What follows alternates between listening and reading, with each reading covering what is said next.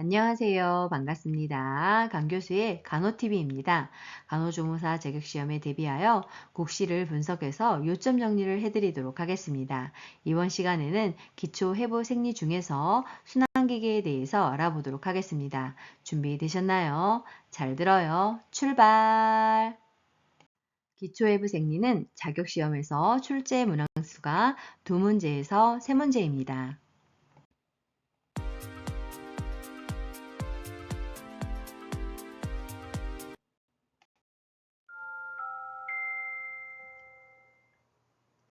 다음으로는 순환기계의 구조와 기능에 대해서 알아보도록 하겠습니다.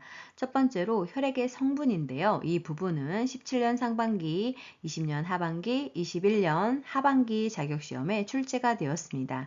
중요하니 잘 알아두세요. 혈액은 크게 혈장과 혈구로 나누어지게 되는데요. 혈장은 액체 성분으로 대부분이 물입니다. 90% 이상을 차지하고 있고 이 외에 알부민, 알파, 베타 글로불린, 감마 글로불린, 섬유소원 등으로 구성이 되어 있습니다. 알부민은 혈액의 삼탑을 유지하여 정상적인 혈액량을 유지하는 기능을 담당하게 되고 알파, 베타 글로불린은 지방을 운반하는 역할을, 감마 글로불린은 항체 역할을, 섬유소원은 혈의 응고 등을 담당하게 됩니다. 이 중에서 혈청은 혈장에서 이 섬유소원을 제외한 나머지 성분을 의미합니다. 자, 그러면 혈액의 성분 중에서 혈장을 제외한 나머지 부분은 혈구에 해당이 되는데요. 혈구는 적혈구, 백혈구, 혈소판으로 나누어지게 됩니다. 각각의 특징을 잘 알아두셔야 합니다. 첫 번째로 적혈구는 헤모글로빈이 구성 성분으로 산소와 결합하여 조직으로 산소를 운반하고 탄산가스 등을 운반하게 됩니다. 골수에서 생성이 되고 120일 동안 순환하면서 그 역할을 담당하게 되는데 120일이 지나게 되면 노쇠한 적혈구의 빌리루빈은 비장, 간, 골수에서 처리가 됩니다. 성숙한 적혈구는 핵이 없는 것이 특징입니다. 혈구에는 백혈구가 있는데 백혈구는 대표적 기능이 식균작용입니다. 그 형태에 따라서 과립이 있느냐 없느냐로 나누어지게 되고 무과립구는 단핵구와 임파구로 과립구는 호중구, 호염구, 호상구 등으로 나누어집니다. 백혈구의 적정 수치는 1ml 세제곱분에 7,000개 정도입니다. 그리고 혈소판은 혈의 응고 기능을 담당하게 되고 적정 수치는 ml당 15에서 35만 개입니다. 그리고 방사선 피폭이 되었을 때 이 수치가 감소하게 되면서 방사선 장애 지표로 활용이 되고 있습니다. 자, 그러면 혈액의 기능은 어떤 것들이 있을까요? 영양물질, 노폐물, 산소, 탄산가스, 호르몬 등 각종 물질을 운반하는 기능을 담당하게 되고 세포 환경을 일정하게 유지하며 병원균으로부터 신체를 방어하게 되고 체액의 pH를 조절하며 출혈을 방지하고 체온의 유지 등을 담당하고 있습니다. 자, 그럼 혈액형에 대해서 알아볼까요? 혈액형은 대표적으로 ABO식과 RH식으로 나누어지게 되는데 ABO식은 혈액형은 적혈구에 들어있는 응집원을 가지고 구별을 하게 됩니다. 응집원 A를 가지고 있으면 A형, 응집원 B를 가지고 있으면 B형, 응집원 A와 B를 둘 다 가지고 있으면 AB형, 아무런 응집원도 갖지 않으면 O형에 해당됩니다. 다음은 RH식입니다. RH 인자를 갖고 있지 않은 적혈구를 가진 사람은 RH-0이고 RH 인자를 갖고 있는 적혈구를 가진 사람은 RH+0이라고 합니다. RH 음성인 사람에게 수혈을 시행할 경우에는 공혈자는 반드시 RH 음성인 동시에 두 사람 사이에 ABO식에 의한 혈액형도 서로 일치해야지만이 가능하게 됩니다. 이번에는 심장에 대해서 알아보도록 하겠습니다. 옆에 그림에 보시는 바와 같이 심장의 구조는 크기는 자기 주먹만 하고 원뿔형으로 폐와 흉곽 사이인 왼쪽 흉부의 제오늑간 부위에 위치를 하게 됩니다. 심장 끝이 왼쪽 아래로 향하여 비스듬히 놓여 있는 것을 볼 수 있습니다. 심장의 내부는 4개의 방과 4개의 판막으로 구성이 되어 있고 이 심장 중격에 의해서 좌우로 완전히 분리가 되는 것입니다. 심장의 구조적인 부분에 대해서 설명을 하는 것이 19년 하반기와 23년 상반기 자격시험에 출제가 되었는데요. 옆에 그림을 보시면서 같이 알아볼까요? 심장에서 위쪽 부분은 심방이라고 하고 아래쪽 부분은 심실이라고 하게 됩니다. 이 오른쪽과 왼쪽은 중격에 의해서 나누어지는 것이고 이 심방과 심실 사이에는 바로 판막이 위치하게 됩니다. 이 판막은 심실이 수축을 하는 경우에 피가 심방 쪽으로 역류하지 못하도록 하는 기능을 담당하게 됩니다. 그리고 심장으로 모아지는 혈관이 있게 되는데 아래쪽에서 올라오는 혈관인 하대정맥은 바로 복강과 하지에 있는 정맥혈을 모아서 우심방으로 들어오는 혈관으로 이 혈관의 이름을 물어보는 것이 자격시험에 출제가 되었습니다. 심장 주변에는 판막이 4개가 존재하게 되는데 그 판막의 위치와 이름을 물어보는 것이 출제가 되었습니다. 잘 알아두세요. 2천 판막인 승모 판막은 좌심방과 좌심 사이에 있는 판막이고 3천 판막은 우심방과 우심실 사이에 있는 판막입니다. 그리고 폐동맥판은 폐동맥 입구에 있는 판막이고 대동맥판은 대동맥 입구 판막의 이름입니다. 심장벽은 혈액을 박출해내는 펌프 작용을 하는 심장이 적합하도록 매우 두꺼운 근육성 벽으로 구성이 되어 있습니다. 심막강, 즉 심장막 안에는 심낭액이 들어있게 되는데요. 이 심낭액이 들어있음으로써 심장이 박동을 할 때 마찰을 방지하는 윤활유 역할을 하게 됩니다. 심장의 기능은 혈액순환의 원동력이 되는 동력기관으로 끊임없이 펌프 작용을 통해서 혈액을 박출해 내보내는 역할을 하게 됩니다. 자, 그럼 심장 박동은 무엇일까요? 정상적인 심장 박동은 1분에 60에서 100회로 이런 주기적인 심장의 수축과 이완을 심장 박동이라고 합니다. 이때 맥박은 심장 박동과 똑같은 주기적 박동을 느끼는 것으로 보통 손목의 요골 동맥에서 측정을 하게 됩니다. 그리고 수축기 혈압이라고 하는 것은 심장이 수축을 하면서 대동맥을 통해 각 혈관으로 보내는 혈압을 의미하고 이완기 혈압은 혈액이 전신을 돌아 심장으로 돌아올 때 심장이 확장되어 나타나는 혈압입니다. 심장의 수축과 수축 사이의 휴식기 혈압입니다. 자, 그럼 심장의 혈액순환은 어떻게 이루어질까요? 이 부분은 19년 하반기 자격시험에 출제가 되었습니다. 혈액순환은 대순환과 체순환으로 나누어지게 되는데 폐순환은 작은 경로이기 때문에 소순환, 체순환은 넓은 부위를 돌기 때문에 대순환이라고 하게 됩니다. 폐순환의 경로를 살펴보면 오심실, 폐동맥, 폐정맥, 좌심방입니다.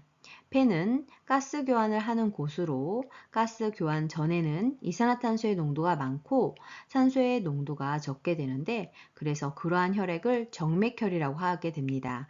그래서 오심실 폐동맥에서는 정맥혈액이 흐르는 것을 볼 수 있고 가스 교환 이후인 폐정맥과 좌심방에서는 동맥혈이 흐르는 것을 볼 수 있습니다. 이번에는 체순환 경로에 대해서 알아볼까요? 체순환 경로는 좌심실, 동맥계, 모세혈관, 정맥계, 우심방입니다. 가스 교환을 한 상태로 이동을 하기 때문에 좌심실에 동맥혈이 흐르고 동맥계는 대동맥을 통해서 동맥혈이 흐르는 것을 볼 수 있습니다. 그리고 각 기관, 조직에서 가스 교환을 하게 되는데 산소가 많은 쪽에서 조직 쪽으로 이동을 하게 되고 조직 쪽에 이산화탄소가 혈관 쪽으로 이동을 하게 됩니다. 그러면서 산소의 농도는 줄어들게 되는 것이죠. 그래서 정맥혈이 흐르게 되는데, 즉 정맥혈은 산소의 농도는 적고 이산화탄소의 농도는 많은 것으로 정맥계가 정맥혈이 흐르게 되고 그 다음에 우심방 정맥혈이 흐르게 되는 것입니다. 자, 그럼 이번에는 혈관에 대해서 알아볼까요? 혈관은 동맥, 정맥, 모세혈관으로 나누어지게 되는데, 동맥은 옆에 그림에서 보시는 바와 같이 심장으로부터 나가는 혈액의 통로로서 높은 압력을 견딜 수 있도록 그 벽에 탄력 섬유가 발달되어 있는 것이 특징입니다. 동맥에는 관상동맥이라고 하는 것이 있게 되는데, 이 관상동맥은 심장에 산소와 영양분을 공급하는 혈관으로 국가고시 문제에 출제가 된 적이 있습니다. 또한 경동맥은 성인이 길에 쓰러져 있을 때 의료인에 의해서 맥박을 확인하는 부위이기도 합니다. 다음으로는 모세혈관에 대해서 알아볼까요? 모세혈관은 동맥과 정맥 사이를 잇는 혈관입니다. 혈관 중에서 가장 가느다란 관으로 산소나 영양분은 쉽게 조직 속으로 통과되고 조직 내의 탄산가스나 노폐물이 쉽게 혈액 내로 옮겨지게 하는 역할을 담당하게 됩니다. 다음은 정맥입니다. 전신에 퍼져 있는 혈액을 심장으로 모으는 혈관으로서 혈관 내에 판막을 갖고 있는 것이 특징입니다. 역시나 판막은 혈액이 중력을 거슬러서 올라가는 경우 역류하지 못하도록 하는 역할을 담당하게 됩니다. 다음으로는 림프계에 대해서 알아보도록 하겠습니다. 림프계는 혈관계에서와 같은 동맥계에 해당하는 부분이 없고 말단에서 심장으로 가는 일방적인 통로뿐인 것이 특징입니다. 림프는 모세관벽을 통해서 조직에서 스며나온 혈액 성분의 하나로 세균이나 기타 이물질에 대한 림프의 식균작용, 특수 면역작용, 간질의 의로의 혈류로의 재유입으로 부종을 예방하는 기능을 담당하게 됩니다. 그리고 림프관은 면역 기능을 담당하는 림프구가 함유된 림프액이 이동하는 통로로 림프절을 서로 연결하게 됩니다. 림프절은 생체 내에서 전신에 분포하는 면역기관의 일종으로 림프 속의 이물을 제거하여 내보내는 역할을 담당하게 됩니다. 그 밖에 기타 림프기관을 살펴보면 비장은 복강의 자상부 내에서 위 뒤쪽 횡격막 밑에 위치하고 있는데요.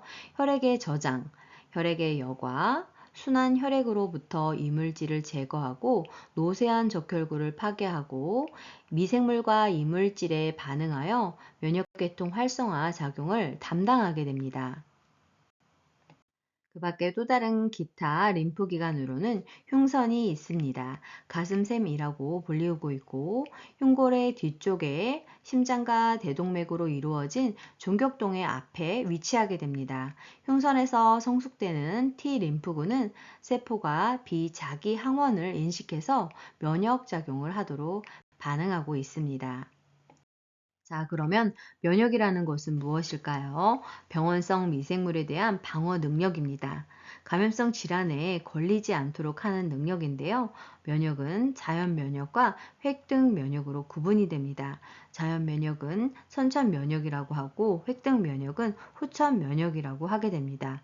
이 부분은 간호조무사 자격 시험에 19년 하, 20년 상, 21년 하, 22년 상, 22년 하, 23년 상 이렇게 많이 출제가 되었습니다. 중요하니 잘 알아두세요. 면역은 능동 면역과 수동 면역으로 나누어지게 되는데 능동 면역은 자연 능동 면역과 인공 능동 면역으로 나누어지게 됩니다. 자연 능동 면역이라고 하는 것은 질병에 걸린 후 면역을 형성하는 것으로 즉 코로나19에 감염이 된 후 코로나19 바이러스에 대해 항체를 갖게 되는 것을 의미합니다. 인공 능동 면역은 인위적으로 체내에 항원을 투입해서 항체를 생성하게 하는 것으로 우리가 코로나19에 걸릴까봐 코로나19 그리고 예방접종을 통해서 항체를 형성하는 방법이 바로 인공 능동 면역에 해당되겠습니다. 자, 그러면 수동 면역에는 어떤 것들이 있을까요? 수동 면역도 자연 수동 면역과 인공 수동 면역으로 나누어지게 됩니다. 자연 수동 면역은 자기 이외에 다른 사람에게서 항체를 받게 되는 것으로, 즉 태아가 모체의 태반을 통해서 항체를 받아 획득하는 면역을 의미합니다. 그리고 인공수동 면역은 홍역에 걸렸을 때 증상을 완화시킬 목적으로 동물에서 이미 형성된 항체를 받아들여서 면역 상태를 갖게 되면서 증상이 완화되는 것을 의미합니다. 자, 그러면 면역의 종류별 특징에 대해서 알아볼까요? 능동 면역은 면역 효과가 나타나기까지 오랜 시간이 걸리게 됩니다. 그러나 한번 효과가 나타나면 대부분은 영구적으로 유지가 됩니다. 그리고 수동 면역은 면역의 효과가 빨리 나타나지만 그 효과는 일시적으로 나타나는 것이 특징입니다. 수고 많으셨습니다. 좋아요와 구독 꾹 알람 설정 눌러주시면 새로운 강의 동영상을 만나보실 수 있습니다. 감사합니다.